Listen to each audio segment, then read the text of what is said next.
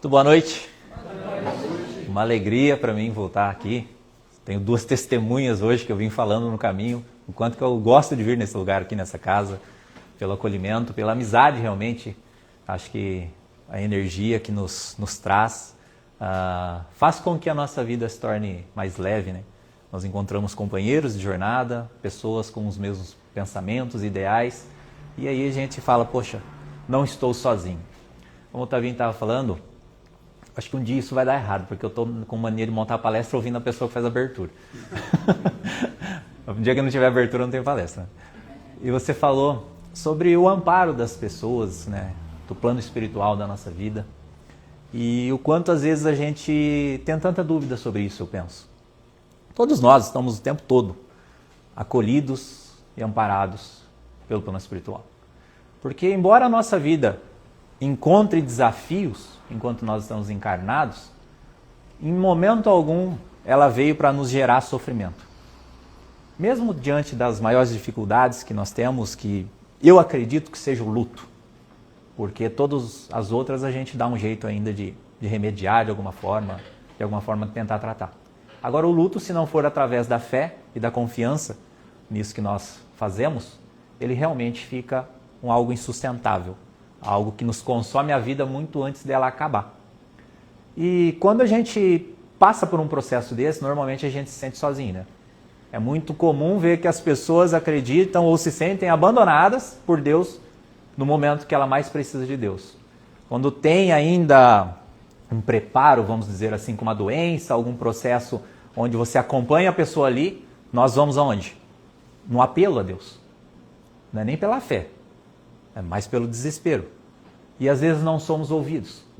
E acontece dessa pessoa retornar ao mundo espiritual antes de nós, e aí nós questionamos. Deus não me ouviu.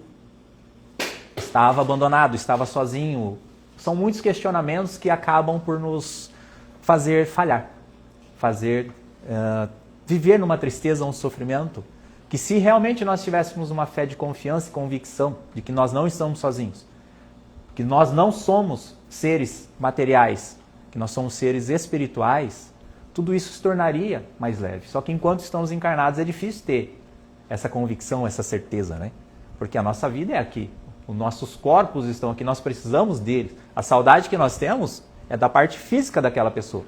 Por mais que às vezes a gente tenha certeza da continuidade da vida, tenha a plena convicção absoluta de que eles estão num plano mais elevados e melhor do que o nosso, nós sentimos ainda falta daquela presença dentro da nossa casa.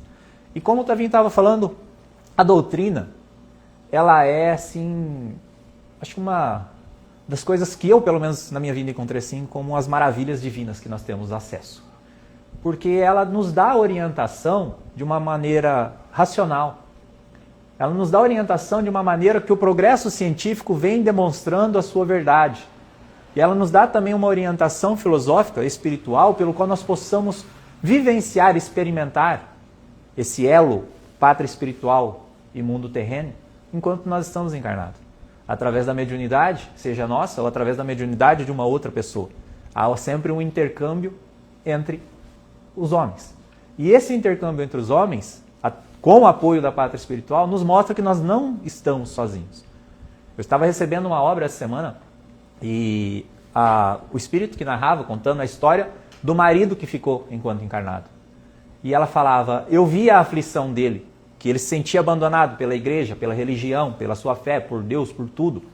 Uma pessoa que estava lá, religiosamente, todo final de semana, na missa, cumpria com todas as obrigações dele, no dia que ele pediu algo para Deus, que era a cura da esposa, ele não recebeu.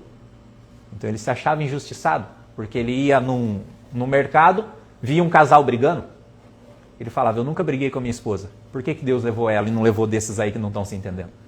Então o que falta? Falta um conhecimento da realidade da vida que não é essa. Então essa distância que nós criamos com Deus faz parte do quê? Da nossa ausência de conhecimento. E quando alguém da nossa vida falta para nós, se adianta, na verdade, né, dentro da sua própria programação, muitas vezes ela não está nos levando mais próximo a Deus. Esses dias eu falei uma frase, repeti a semana toda essa frase, porque assim, ela foi muito pontual. Durante uma sessão, uma senhora que estava na sessão lá, uma senhora não, uma jovem até, A filha, fazia 2 meses que tinha desencarnado, ela foi na sessão e ela falou, tá, mas o que eu faço com essa dor? Eu não entendia nada. E a Clara me sussurrou e eu falei para ela, a dor nesse momento é o que vai nos aproximar de Deus. Porque através da dor a gente vai em busca de um remédio. Jesus falava que o Evangelho era um remédio para as pessoas que estavam doentes. E uma doença não só uma doença física, mas sim uma doença espiritual, uma doenças morais, que tantas nós temos. E estamos aqui para curá-las. Tanto que o adiantamento de uma pessoa dessa para o mundo espiritual faz a gente enxergar a vida aqui totalmente de uma maneira diferente. Tudo muda. Tudo troca de valor. Tudo, absolutamente tudo. O tempo é diferente, os gostos são diferentes, os prazeres são diferentes, tudo se torna diferente. Se a gente pudesse falar, olha, eu abro mão de tudo para ter mais um momento agora, todo mundo faria isso. E aí quando a gente para observar o que a doutrina pode nos oferecer através disso, nós vemos que Deus está presente na nossa vida. E quando a gente entende, a vida é uma viagem, um trajeto. E se alguém está indo à nossa frente e faz a curva, né? Todo mundo já deve ter ouvido essa metáfora, sei lá como que se diz, ela não saiu ainda do mesmo caminho que nós. Ela só está fora da nossa visão, mas ainda está ali, num lugar onde eu não consigo vê-la, mas eu sei que ela está ali. Se a gente conhecer, realmente confiar no trajeto, no caminho que nós estamos fazendo. Isso é muito importante. Então, a função da doutrina espírita, como ela se anuncia pelos próprios espíritas, como ela se anunciou por Jesus, por ser o Consolador prometido. Só que eu enxergo em muitos lugares, em muitas casas, que essa consolação ela se torna distante porque nós estamos criando hábitos religiosos demais para a doutrina espírita. E ela acaba saindo da sua função realmente que é consolar. Porque nós criamos hábitos da palestra, só mudou o nome da missa para palestra. Trocamos a hóstia por água. As reuniões que nós fazemos de amparo à espiritualidade, reunião mediúnica, eu acredito que ela deveria hoje se trocar por uma reunião de contato com as pessoas. Porque existem muitos espíritos sofredores encarnados. Pessoas que desistem da vida, pessoas que passam pelo luto e não têm apoio na própria religião, não têm apoio na família, têm os próprios preconceitos, as dificuldades que têm. E a doutrina espírita tem tudo que essas pessoas precisam para se levantar, para olhar para a vida novamente e falar, olha, realmente, eu confio nisso e eu posso viver. E a pessoa que se adiantou a mim vai ficar feliz por ver eu vivendo. Então, falta muito isso entre nós espíritas, dessa busca do trabalho de consolação. Às vezes a gente vê centros que fazem 30 reuniões mediúnicas na semana e tem um dia de atendimento fraterno. Vê a diferença. Esses tempos eu ainda fiz um comentário, né? A Mari adora quando eu faço esses comentários. Eu falei, nós chegamos na doutrina através da curiosidade, através das mesas girantes. Que na verdade eram espíritos que se manifestavam ali e utilizavam das mesas para despertar a curiosidade daquelas pessoas que estavam observando aquilo. Por trás daquilo havia uma inteligência, uma consciência. Seres que viveram na Terra que continuavam vivos. Então despertou em Kardec um algo mais, onde ele pôde fazer a codificação espírita. Depois entendemos a mediunidade como uma função, esse intercâmbio entre o plano espiritual e o plano físico. E congelamos ela dentro das salas de reunião mediúnica. Onde estamos ali, às vezes, as pessoas que mesmo trabalham, fazem, às vezes eu tenho dúvida se é ou não. Fica na incerteza se é ou não, pela repetição, por aquilo não fazer tanto sentido. Por quê? Porque passou-se o tempo do médium perder a curiosidade ou a insegurança que ele tem na comunicação dos espíritos. Porque se ele está ali fazendo aquilo, é porque a vida continua.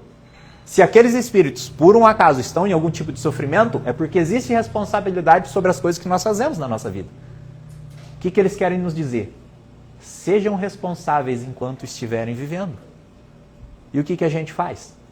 A gente vem aqui, recebe esses irmãos e sai daqui todo orgulhoso, como se nós fôssemos os salvadores. E aí não conseguimos nos relacionar dentro de casa, com o vizinho. Na casa espírita é fácil, que todo mundo vira santo. Sempre falo isso. Chegar aqui dentro, todo mundo, abracinho, beijinho, maravilha, né? Sorriso na cara. Passou do portão para fora, já começa o falatório. E a casa espírita é só um treino para a nossa vida. o Espiritismo, a doutrina espírita, ela é uma orientação para a nossa vida. Para quê? Para que a gente não fique sofrendo. Dentro do Evangelho segundo o Espiritismo existe uma frase: a dor, muitas vezes, ela é obrigatória. O sofrimento, ele é opcional. E eu sempre falei isso, o sofrimento até certo ponto ele é opcional. Porque se existe o ensinamento de Jesus no Evangelho, se existe a doutrina que esclarece tanto, se existe a comunicação dos Espíritos, se existe trabalhos que fazem a consolação, se existe tantas coisas que Deus nos permite, ficar longe deles é uma opção nossa. Ou seja, o sofrimento é voluntário. A dor é diferente. Como falei, a dor é o que nos vai aproximar de Deus. Vai nos despertar a necessidade de algo que nós ainda não temos. Às vezes o conhecimento, às vezes mais fé, porque fé é confiar. Fé não é acreditar. Falar, você acredita em Deus, Diego? Eu confio em Deus. Eu tenho certeza de Deus. Não é acreditar que existe ou não. Isso daí já é coisas do passado. Você perguntar, você acredita na continuidade da vida? Isso daí para mim também já é coisa do passado. Você acredita na reencarnação? É assunto de criança. Isso nós temos que viver com convicção, para que as coisas façam realmente sentido na nossa vida. Para que a gente entenda isso como um verdadeiro sentido. E não a reencarnação, a continuidade da vida, as responsabilidades que eu tinha falado, como um Deus punitivo, que vai nos devolver aquilo que nós fizemos de mal. É muito pelo contrário. Deus vai nos dar possibilidades de vivenciarmos novamente tudo para que a gente possa acertar. Se der errado, não é culpa de Deus. É que novamente nós voltamos a escolher errado. E a bondade de Deus permite que isso se estenda por várias e várias vezes, até a gente conseguir chegar a esse ponto. Porque quando eu falo, olha, Jesus falava, né? Vós sois deuses, poderei fazer o que eu faço e muitas coisas mais. No Livro dos Espíritos, questão 909, dá pra gente chegar à perfeição numa única existência? Resposta, sim. E piora, né? Eles não ficaram contentes só de falar sim. Eles falam com muito pouco esforço. Eu falei, meu Deus! Eu quase me mato, gente. E não dou conta. E ele fala que é com muito pouco esforço. Esforço do quê? Vencer suas más tendências. Chico não parecia fazer esforço nenhum. Ele só trabalhava, né? Madre Teresa, Irmã Dulce, Gandhi. Tantas pessoas parece que só fizeram. Sem esforço. Tinha esforço do trabalho, do exercício, mas era natural deles, né? Por quê? Porque não tinha má tendência para vencer. Agora eu tenho um monte. Por isso que é dolorido. E agora eu vou acreditar que eu vou conseguir vencer todas elas em uma única existência? Não. Então eu enxergo a bondade de Deus comigo na pluralidade das existências, na reencarnação, nas vidas futuras. E se a vida continua, para um dia ela poder retornar, é porque ela tem que estar guardada em algum lugar, né? Porque nós acreditamos, durante muito tempo, que a continuidade da vida ela se resume a um céu ou um inferno. Só que, penso eu, uma das grandes dificuldades que eu tive na vida, a princípio, era entender esse tal desse inferno. Porque eu tinha certeza que lá tinha o meu nome na lista de espera já. Pela mediunidade, pelo que eu ouvia e tudo mais, eu falei, é para lá que eu vou, né? É lá que eu estarei. Então, eu tive que entender o que era esse tal desse inferno. E depois, estudando a doutrina, que vem, nos esclarece e fala que não existe nem céu nem inferno, né? Não há lugares circunscritos no universo. Existem mundos como o nosso, porém eles são habitados através da frequência da pessoa. Tudo é aquilo que a mente produz, né?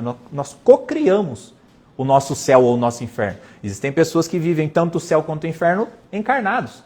E é o mesmo lugar que existe uma pessoa feliz, do lado tem uma pessoa em depressão. Então você vê que é a consciência da pessoa. E eu tentando entender esse raio desse inferno, porque falei, como que pode?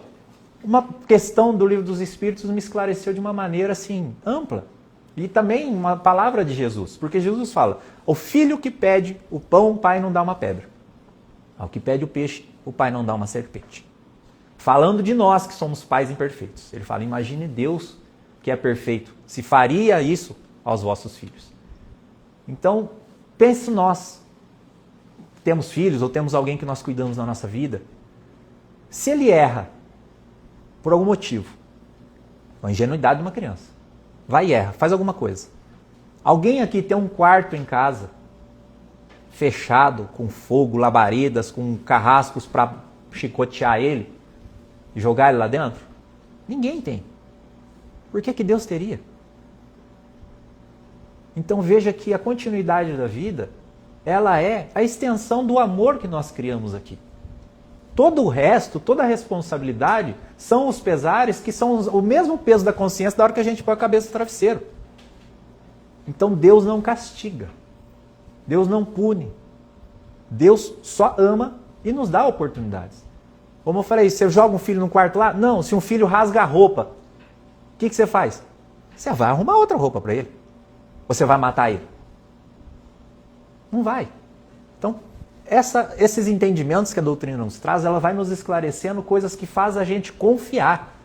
Porque quando bate a saudade, né, como a gente estava falando, essa ausência, esse luto, o que vai nos fazer ter paz? Só saber que a pessoa existe? Só saber que existe um céu? Só saber que Deus é bom? E saber que ela realmente vai estar em um lugar de acolhimento, um lugar de amor. Nós passamos pela vida material para ter expiações, para termos provas, para termos um exercício que nós escolhemos, né? Capítulo 5 do Evangelho, quando fala lá das questões das escolhas, ele fala, enquanto estamos no plano espiritual, somos muito corajosos de escalar as nossas provações enquanto encarnados. Aí a hora que a gente vem aqui realmente para cumprir, é igual assim, vai ter uma maratona aqui em Pongaí, 42 quilômetros para correr. Todo mundo vai se inscrever. Todo mundo, vamos correr, né? E aí? Quem que vai conseguir terminar essa maratona? A coragem de ir lá e fazer a inscrição é uma coisa. Vir aqui cumprir com o trajeto é outra história. Da mesma maneira, o que nós planejamos antes de encarnar. Acreditamos estarmos prontos e disponíveis para tudo. Só que aí chega aqui na hora de exercitar a fé, na hora de fazer o quê? Vencer as más tendências nossas. E muitas vezes as más tendências nossas pode ser a preguiça, pode ser a soberba, pode ser a ganância, pode ser um monte de coisa que vai nos desviar do caminho. E essa pessoa que se encorajou antes de nós, sabendo que a gente não teria capacidade de ir sozinho, vamos dizer assim, que foi ali, vou ali na frente para te estender a mão. Você segura. É onde que a gente não consegue confiar. Só pelo fato de não ver. Só pelo fato de não ter fisicamente. Então, é fácil? Não é fácil. Porque se fosse fácil, a gente não precisaria nem passar. Era só resolver por si só. Mas exige de nós, muitas vezes, aquilo que nos falta. Por isso que parece ser tão difícil. Então não basta só sermos pessoas boas, porque a gente fala, eu sou tão bom, não faço mal para ninguém, e coisas ruins me acontecem. Enquanto a gente vê tanta gente porcaria por aí, parece que está tudo certo na vida deles. Fala, por que a minha vida não prospera se eu não faço mal para ninguém, e a vida de pessoas que estão fazendo mal, está tudo dando certo? É foto para todo lado viajando, troca de carro e está tudo fluindo, né? Por quê? Porque a gente está vendo só essas questões materiais e a construção espiritual que há dentro de cada um, né? No final, segundo Jesus, é cada um segundo as suas obras, né? Então nós precisamos focar naquilo que nós estamos construindo dentro de nós. Focar no que a nossa vida está exigindo de nós. Porque tudo que nós temos dificuldade é aquilo que nos falta.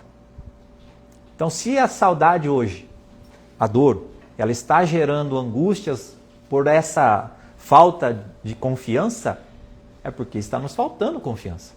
É óbvio, é assim, é simples de falar nas palavras e difícil de executar na vida. Mas são coisas que nós precisamos prestar atenção.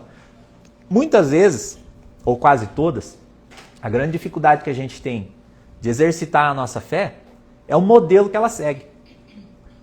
Porque a nossa fé, ela, durante muito tempo, ela foi moldada para ser burra. Perdão da palavra, mas ela foi moldada para ser uma fé cega, uma fé burra. Esses tempos até deu um fora numa viagem que eu fui. A gente foi conhecer algumas outras casas espíritas, né? E eu fui com um grupo de amigos. Aí estamos lá, aí falaram, olha, tem um senhor ali que ele é médium. E eu já tinha conversado com esse senhor um pouco antes, fiz amizade com ele, me mostrou a casa espírita, era uma pessoa muito gentil. Aí falou, tem um senhor ali que ele é médium, no final ele faz a prece aqui, aí ele começa a falar, e o mentor dele é de um outro país, ele começa a orar e ele faz a prece no final em outra língua. Eu falei, grande bosta, mesma coisa de rezar a missa em latim, ninguém vai entender nada. Ele estava aqui assim. Aí eu olhei assim e falei, oxi. Eu podia ter ficado quieto. Mas veja, de que valia uma missa em latim? De que vale uma oração em outra língua aqui? De que vale um livro que eu entrego na mão de vocês, que vocês vão ler e não vão entender nada? De que vale eu chegar aqui para falar com vocês, encher de fruta, e vocês não saberem o que vocês estão colhendo? Nada. E foi isso que fizeram com a nossa fé. A nossa fé, ela foi colocada primeira instância, medo. Tenha medo de Deus. Por quê? Porque Ele vai te punir. Deus castiga. Não faz isso que Deus castiga. Eu pensava, mas nem vou ver Deus, já vou para o inferno, então não preciso me preocupar, já está certo. Mas nós somos criados nisso. Uma pessoa com medo, você consegue manipulá-la, fazer o que você quiser dela. E aí, como esses tempos atrás, falei numa outra fala, o quanto a nossa fé foi burra. Como que faz sentido um Deus, um Pai, Criador, de amor, que Jesus só anunciou amor vindo na parte divina. Em momento algum ele falou de ira, em momento algum ele falou de punições, em momento algum ele falava de inferno como realmente um lugar que Deus reservou para nós, pagarmos os nossos erros. E aí, vamos a tentar se colocar no lugar de Deus.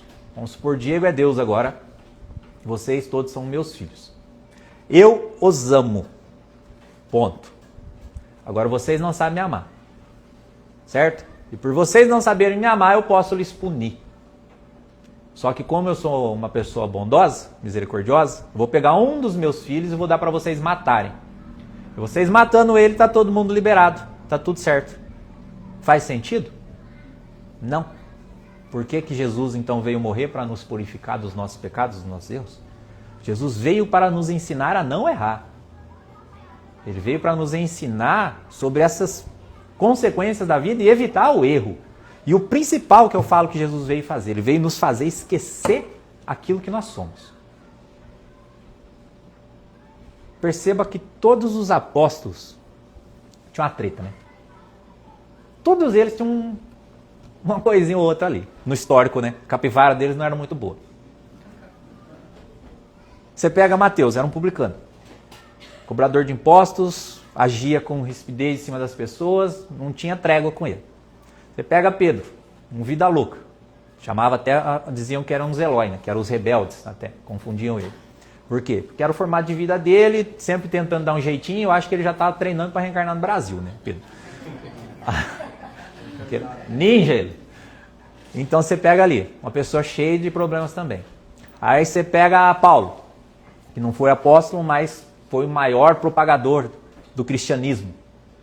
Era um cara que matava cristãos. Um perseguidor, uma pessoa justiceira, segundo a sua política de heresia. Aí a gente não escuta nenhum deles, nas suas obras, nas suas escrituras, nos seus textos, falando sobre o que eles eram. A gente só vê as transformações. Maria Madalena, todos eles. Judas tem um evangelho também. Todos eles. Só falam das suas transformações. E quando Jesus encontrava as pessoas... Obrigado, Caio. Quando Jesus encontrava as pessoas... Cássio, falei Caio, hein? Ele não perguntava para elas o que tinham feito. O que queres que eu faça? As pessoas em busca de cura. Ele as curava, dava o mérito para a fé, porque era a confiança que naquele momento aquelas pessoas estavam depositando em Deus, e dizia a eles, vá e não volte a errar. Vá e não peques mais, para que não lhes aconteçam coisas piores. Em momento algum Jesus falava, vai e conta para todo mundo que você fez de errado lá atrás. Quando ele falava, largue tudo e me siga, era justamente isso, largue essa pessoa que você está vivendo até hoje e venha comigo. Não é abandonar tudo para trás, não é largar a casa, não é largar a família, não é largar, não, vou correr atrás de Cristo agora e seja o que Ele quiser, né? Seja o que Deus quiser. Não, é largar realmente o que nós vivemos até então. Então quando... O homem velho. Exatamente, Paulo fala, o homem velho que existia em mim não existe mais, hoje eu sou um homem novo. E nós temos uma dificuldade gigantesca de abandonar esse homem velho. Nós nos agarramos a ele e vamos arrastando. Então, muitas vezes, o sofrimento que nós estamos vivendo, mesmo dentro do luto, mesmo dentro de qualquer outra situação, é esse apego que nós estamos com essa pessoa antiga que nós éramos. Se nós temos a fé, a convicção e a certeza, nós precisamos viver essa certeza. Não dá para ter certeza e viver mais ou menos. Ou é ou não é. Certeza não tem meia certeza. Ou é ou não é. Então, se nós nos apegamos a isso, vamos firme nisso. Os momentos de maior amargura, de maior dificuldade, nos apegamos justamente nessa fé. Olhamos e vemos, olha o tanto que eu consegui progredir. Do dia que eu coloquei esse Jesus, essa fé raciocinada na minha vida, e parti viver adiante disso. Então é dentro de nós que nós temos que buscar. Porque o último degrau da nossa evolução faz parte da nossa própria vida. Não é fora.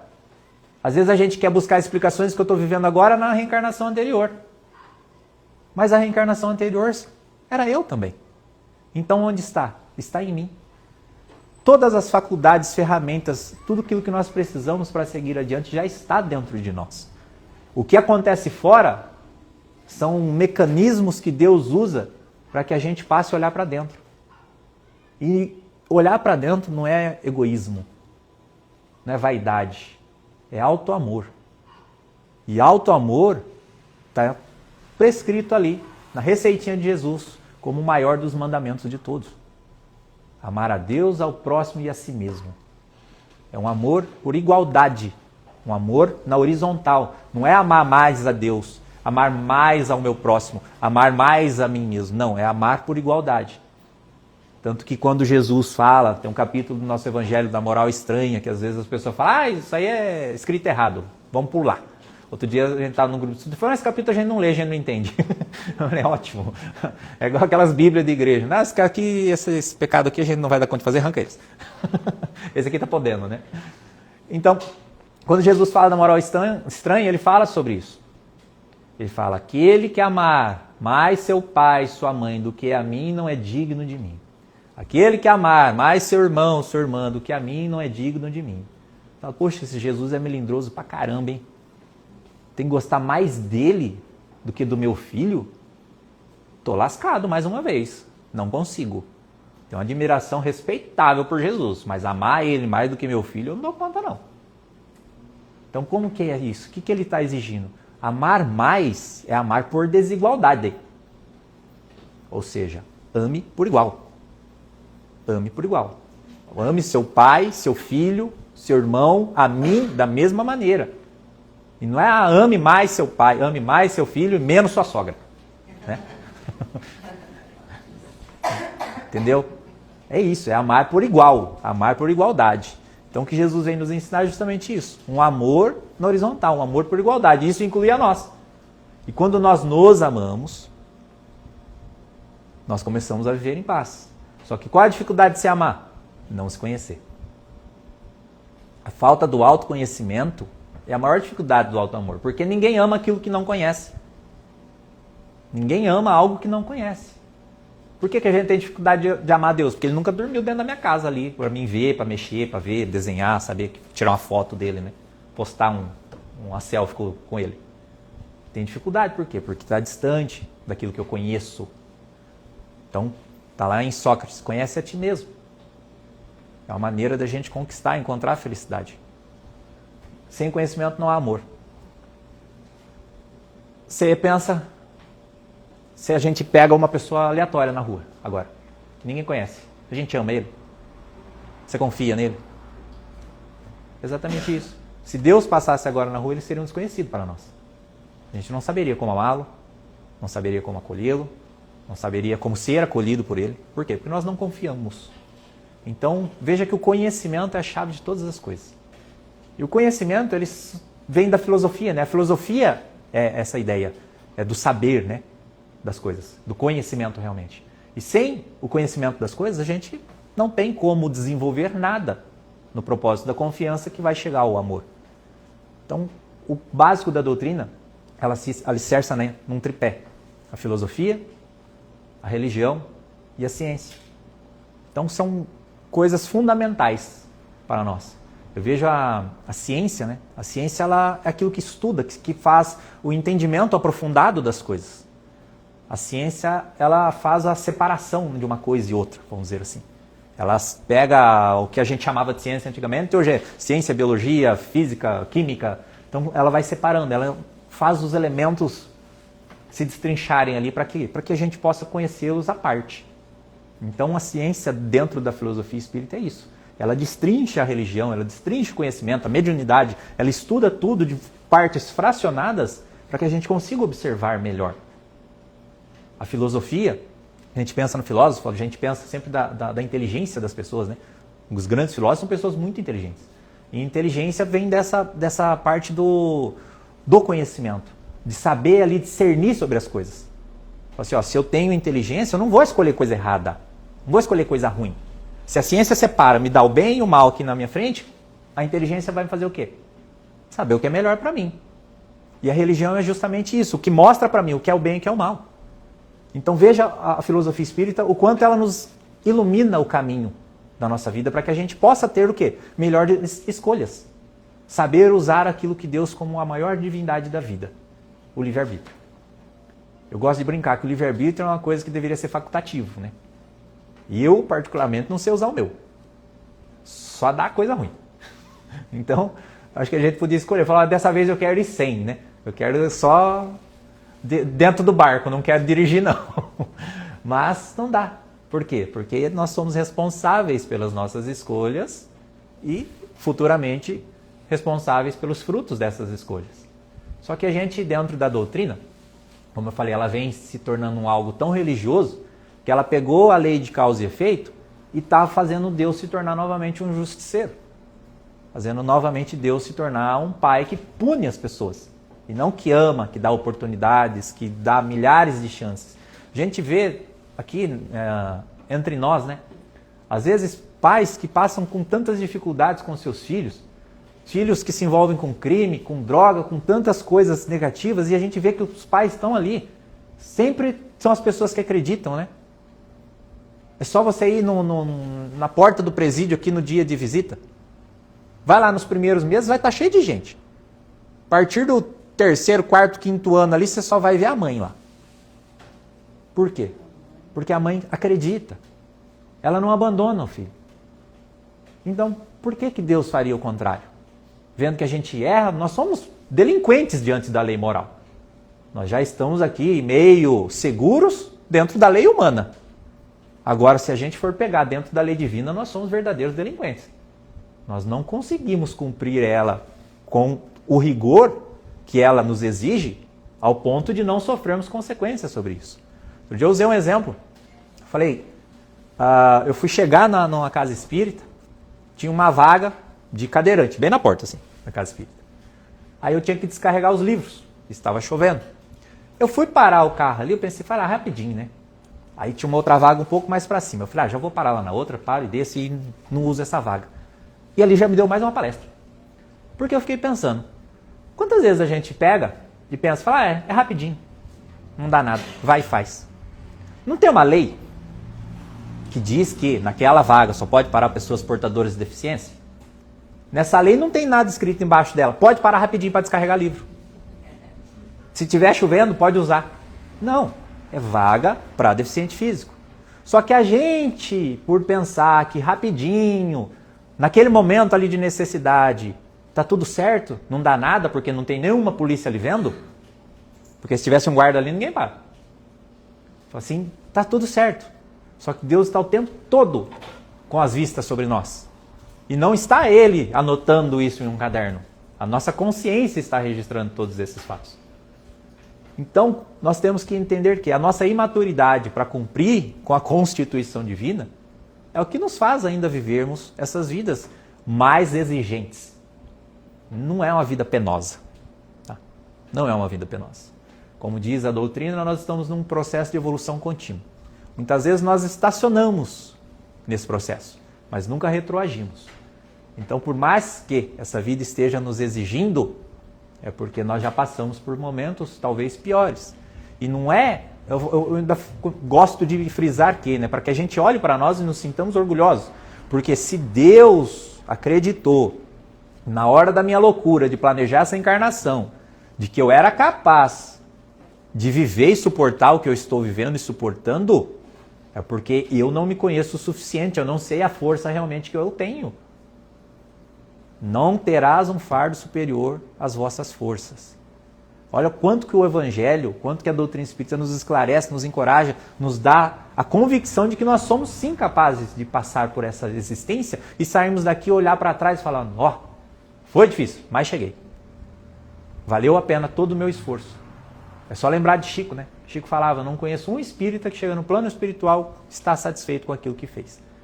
Todos eles lamentam o tempo perdido. Desejariam voltar atrás para mudar as atitudes, né? Só que como ele mesmo fala, através de Emmanuel, não dá para voltar atrás e mudar. Mas dá para começar agora e terminar diferente. E quem que falou isso o tempo todo? Jesus. Vá e não volte a errar. Deixe esse homem velho para trás.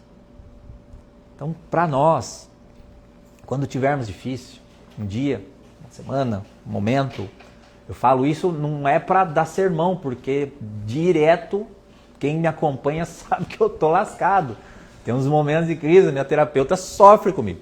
Terapeuta, psiquiatra, tá todo mundo lá, rodeado lá, por quê? Para que eu entenda dentro de mim o que eu sou realmente.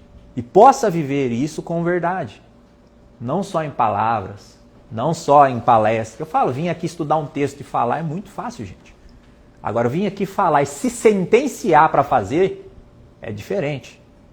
Então, tudo aquilo que nós falamos, tudo aquilo que nós escrevemos é uma sentença para a própria vida.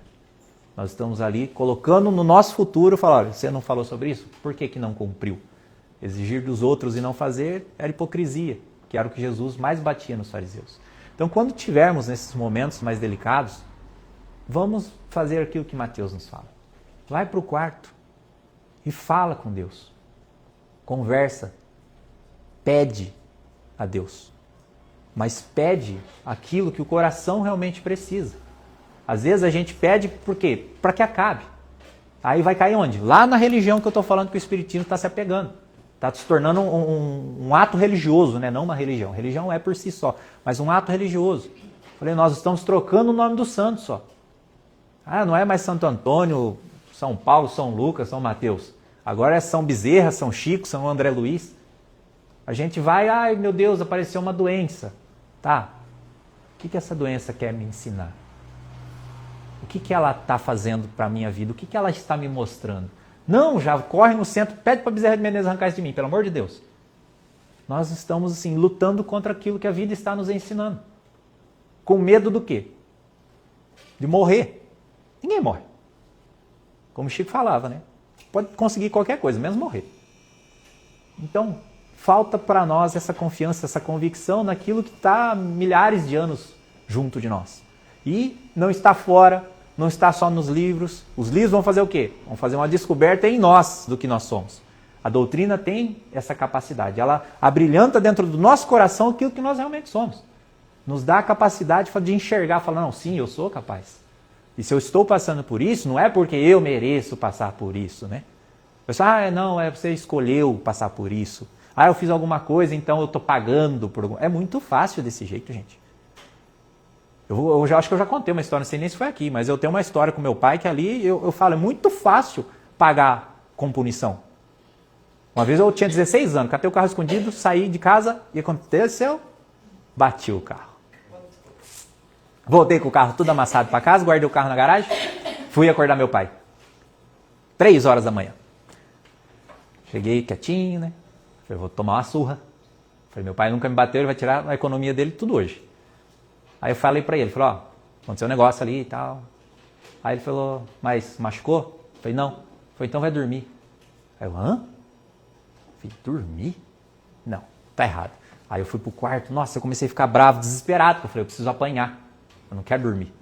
Aí comecei a chorar, meu pai falou, tá chorando alguma coisa séria. Ele foi lá, me chamou, o que foi? Machucou? Falei, não machuquei. Ele falou, vamos lá ver o carro. Fui na garagem, ele olhou o carro assim, e falou, deu uma estragadinha, né? Aí ele falou, não, mas depois eu vejo no seguro, a gente arruma isso aí, e tá tudo certo, vamos dormir que amanhã a gente vai jogar bola. E eu comecei a ficar desesperado. Falei, como assim? Vai dormir, vai jogar bola, tá tudo bem, o seguro paga? Eu quero apanhar, eu não quero ter responsabilidade amanhã com esse carro amassado. Era só me bater, tava tudo certo. Agora não, eu tive que dormir com a minha consciência pensando naquilo. Falei, olha o que eu fiz. Contra o meu pai, catei o carro dele escondido, bati o carro e não aconteceu nada. Ele falou, tá tudo bem. Não é mais fácil, então, se eu fizesse um erro no passado, vim aqui, sofreu, tá, olha, é eterno, é eterno. Vamos passar 10, 20 anos de dor, tá tudo certo, tudo pago, resolvi minha vida? Seria. Mas acontece que a vida ela nos exige isso, né? Que a gente passe a lidar com aquilo que está nos incomodando. E o lidar com aquilo exige de nós o autoconhecimento. E não só o autoconhecimento, mas conhecer aquilo que está nos incomodando, principalmente. Às vezes, seja uma angústia, uma ansiedade, fala para ela, angústia, senta aqui. O que você quer de mim? O que você está me exigindo? Porque você está incomodando bastante. Ansiedade, o que você está querendo de mim? Por que eu estou assim? A saudade, tá? A saudade, o que você quer me ensinar? Tudo na nossa vida. A gente tem que, uma hora, parar, se trancar no quarto e falar com Deus, realmente. E esse falar com Deus tem que ser direto. Não pode ser, como eu falei, né, aquele diálogo sem sentido, sem fundamento. Muitas vezes a gente vai falar com Deus, o que a gente faz? A gente se arrebenta diante dele, né? Fala, Pai soberano de todo amor, de toda justiça e toda luz, você que é puro e perfeito, tenha piedade do seu filho pecador. Eu sou um falho, eu sei, eu erro. Você pensa o nosso filho chegar em casa. Eu chegar e falar, Pai soberano de amor, teu filho inútil aqui bateu o teu carro. Faz sentido essa relação entre meu pai e eu? Talvez se eu tivesse feito isso eu tinha apanhado, né? Mas não. Então nós temos que ter uma relação direta de confiança realmente com Deus. E quando nós pedimos aquilo que nós precisamos, como eu havia falado. E o que nós precisamos para todos os momentos? Sabedoria. A sabedoria faz entender tudo. Faz a gente degustar aquilo que nós estamos vivendo. A partir do momento que a gente experimenta, nós não esquecemos mais. Porque eu falar, olha, acendeu um fogo aqui, essa chama queima. Todo mundo fala, tá, e o que é queimar? Fala, queimar é esquentar demais e arder, né? Vai machucar. Ah, mas será que dói mesmo, né? O que a gente faz? Vai pôr o dedo. Tem outra história minha. Minha mãe estava derretendo um chocolate para fazer uma calda de bolo no fogão, e eu vendo aquele chocolatão lá, eu falei para ela, nossa, eu quero comer. Ela falou, não mexe que tá quente. Eu, só deu para ouvir o grito, né? Uma bolha desse tamanho no dedo, porque eu mergulhei o dedo no chocolate que eu queria comer. E ela falou, queima. E eu descobri que queimava realmente. Ali eu saboreei o que é queimar. Nunca mais esqueci. Eu como bolo hoje só depois de 3 dias dentro da geladeira. Veja como a gente aprende, né? Como a gente entende as coisas experimentando, vivenciando. Eu digo que dentro desse trabalho que eu faço, falar para as pessoas, olha, não sofra, não chore, vai, tá tudo bem. Com qual propriedade eu tenho para falar isso para alguém? Eu perdi meus avós e meus cachorros. Qual propriedade que eu tenho para chegar numa mãe e falar para ela que essas palavras? Nenhuma. Por quê? Porque eu não experimentei, talvez nessa vida eu não experimentei o que elas estão vivendo. Mas eu experimento outras coisas dentro da mediunidade, inclusive a transformação da vida dessas pessoas que participam desse trabalho, que ali me fazem confiar em tudo que está acontecendo ali. Então eu falo para ela, olha, vamos confiar em Deus. Por mais que esteja com raiva dele hoje. Mas vamos acreditar no tempo. O Emmanuel tinha uma frase que é fantástica, ele fala, existem 2 remédios para todas as coisas. A primeira dose, os primeiros 50%, chama-se fé, e o outro, o tempo. A partir do momento que a gente tem fé, a gente começa a confiar e entrega a Deus. O resto do tempo dá jeito em tudo. Seja nessa encarnação, seja na extensão dela na vida futura, mas o mais importante é que nós sempre estaremos ligados ao que nós amamos. E a partir do momento que a gente entender o que Jesus falou, não amar mais, mas amar igual a todos, nós estaremos ligados a Deus, porque Deus é sempre a soma de tudo. Cada centelha sua na Terra, que somos nós, é uma partícula que vai fazer com que a gente, enquanto aqui encarnados, buscando o encontrar, sinta a presença dele o tempo todo. Porque ele está em tudo. E muitas vezes a gente está buscando em um lugar isolado, materializado, como fomos educados a procurá-lo, né? Mas a doutrina, graças a Deus, ela nos esclarece ao ponto de entender que dentro mesmo das dificuldades, ali está Deus. E principalmente nelas, né? Principalmente nelas. Quando Jesus fala na parábola das suas ovelhas, ele pergunta, né, aos pastores: se tem um rebanho com 100 ovelhas e uma foge, o que você faz? Fala, eu deixo aquelas 99 ali e vou atrás daquela que se desertou. Eu falei, quando a encontra, o que você faz? Coloco ela sobre os meus ombros e comemoro, faço festa, sei lá. Fala, veja, há mais festa no céu com Deus para aquele filho que encontra a rendição e vá de encontro ao Pai, do que a todos aqueles ali que estavam simplesmente mornos. Então, nós precisamos encontrar essa felicidade nisso, nessa busca que nós temos em Deus. E entendermos que, nesse momento, talvez nós não estamos nesse grupinho das 99. A gente pode ser essa uma, né, que está um pouco distante do nosso pastor, que seria aquele que nos cuida.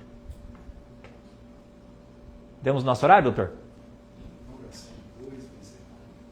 Tudo bem, eu tô aqui, eu fico aqui até secar o arroz, né? Bateria ainda tem bastante aqui. Com alguma dúvida, pessoal? Alguém gostaria de fazer alguma pergunta? Fique à vontade. Mesmo fora do assunto.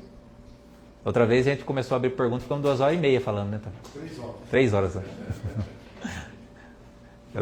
Todo mundo ficou com medo agora que eu falei do tempo, né? Todo mundo querendo ir embora. Aproveito a oportunidade que eu falei inicialmente, Deus a missão ano que vem, nos agraciou com a presença hoje. Que bênção. Mas estarei aqui também, tá? Se quiserem perguntar depois, a gente bate um papo sem problema nenhum. Tudo bem? Agradeço a presença de todos vocês, de coração realmente. Espero que essas palavras possam fazer algum sentido às vossas vidas, assim como busco fazer para a minha também. Que elas nos fortaleçam, nos tragam confiança em Deus, em nós, para que a gente não se sinta sozinho ou desamparado, mas sempre muito bem acompanhado, não só das questões espirituais, da questão divina, mas também da questão humana, sabendo que dentro dos nossos poucos anos, né, que nós passamos encarnados, existem muitas pessoas que estão vivenciando aflições, talvez muito mais devastadoras do que as nossas, e isso também não é motivo para que a gente sinta-se bem quando nós olhamos e vemos alguém que está pior, né? Mas sim que manifeste em nós o desejo, a compaixão de ajudar de alguma maneira.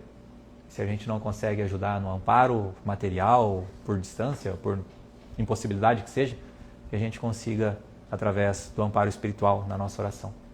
A nossa prece é o maior presente que a gente pode oferecer a uma pessoa. Quando ela é feita de coração, quando ela é feita realmente nos nossos desígnios da alma, para que adentre o coração dessas pessoas que estão precisando, seja do que for. Seja de uma única palavra, de um único sorriso, um olhar, um silêncio que seja. Mas que tudo que a gente faça com amor seja acolhedor ao coração desses irmãos, para que eles confiem também no mesmo Deus que nos guia. Muita paz a todos, agradeço de coração por essa oportunidade e esperamos voltar. Dia 15 agora de novembro, estamos lá em Duartina com a nossa sessão de cartas, psicografia. Uma boa parte, eu sei que já conhece o nosso trabalho, mas fica o convite também.